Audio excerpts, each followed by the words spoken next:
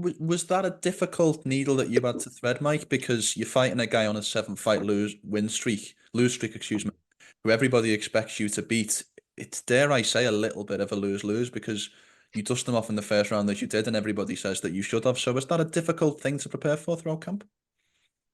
No, I just trained for the Tony Ferguson, of old. Mm. So that made it easy for me to prepare for a tough fight.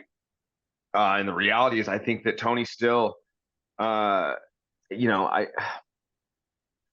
it's one of those situations where like, who says no to the fight? And who any competitor, no competitor says no to a Tony Ferguson fight, and it is a tough situation to be in. And we thought about that before the fight, like if you lose, you're done. You're not going to compete again. At least for myself, like I'm not. If I go on a 4-fight losing streak, capped off with a loss over Tony Ferguson, who's in the worst state of his career, I probably shouldn't be competing myself. But I feel like if I would have went out there and had to fight him tooth and nail, win a 29-28 decision, I think I could get a lot of flack. But I haven't really gotten that much backlash from anybody saying, "Well, he's done. You only beat him in a couple minutes." It's like, no, I'm actually still pretty fucking good at fighting. I think that we should sum it up to that more than Tony being at the end of his career. Was it in your mind, because it was a very, very classy post-fight interview for you to give the floor to Tony Ferguson? Was that planned in your mind that if the fight played out as it did, you win in any capacity, that you were going to give him that spotlight in that moment? Yeah, for me, a part of my process of manifesting wins is I think about my post-fight speech. I think about what I want to say, who I want to call out, how I want to do it.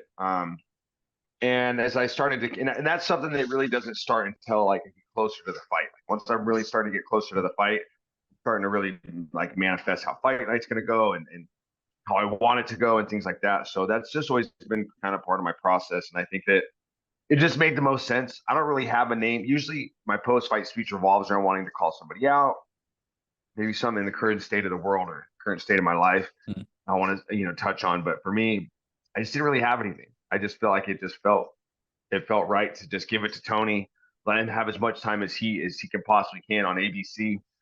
Because there's just really nothing I had to say, and I just felt like it was the right thing to do. Having been the last man to spend time in the octagon with him, do you feel like it's now time for Tony Ferguson to retire, or there's rumors of a final hoorah but against another legend? Do you think that should be next for Tony, or do you think it's time for him to call Well, it? there's rumors of him fighting somebody else. Is that what you There's said? rumors. There's rumors that he might want one more against a legend versus legend. I heard Nick Diaz. I heard Clay Guida, but there are obviously just rumors at the moment. Clay Guida's got to fight.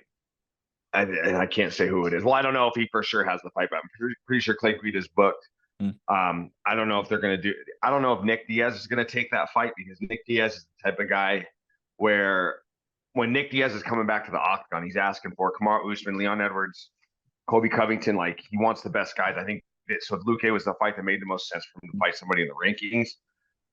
I think that Tony, it's not a money thing. I think it's a competitive thing. I think the guy just loves to compete. It's like, dude, there's a jujitsu if start training jujitsu and like see where that takes you. There's ADCC, CGI, CJI. There's a lot of big grappling promotions now. You would probably pay you a pretty decent amount of money to grapple somebody in that type of scenario. Maybe another MMA versus MMA type guy. I just don't know. It's like so those are fights where you go out and fight Nick. You're gonna go out and you're gonna have a boxing match, and it's just I don't think that that's what he needs right now. I think that if he wants to still compete, there's other ways to compete. I just would not like to see him in the octagon again. Um, if the fight played out the way I thought it would have, which not a lot of people may believe this, but our game plan was we're going to beat this guy in the feet. It just happened that things unraveled the way that they did, and yeah, I just don't think he needs to be taking any shots. I think it's just that should be done.